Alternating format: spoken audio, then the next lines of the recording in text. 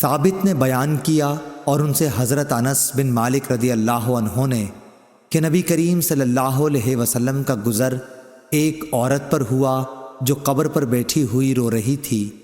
आप सल्लल्लाहु अलैहि वसल्लम ने फरमाया कि अल्लाह से डर और सब्र कर। वो बोली, जाओ जी परे हटो, ये मुसीबत तुम पर पड़ी होती तो पता चलता। वो आप सल्लल्लाहु अलैहि वसल्लम को पहचान न सकी थी। फिर जब लोगों ने उसे बताया कि ये नबी करीम सल्लल्लाहु अलैहि वसल्लम थे तो अब वो घबराकर हुजूर सल्लल्लाहु अलैहि वसल्लम के दरवाजे पर पहुंची। वहाँ उसे कोई दरबान न मिला। फिर उसने कहा कि मैं आपको पहचान न सकी थी, मुआफ़ फरमाइए।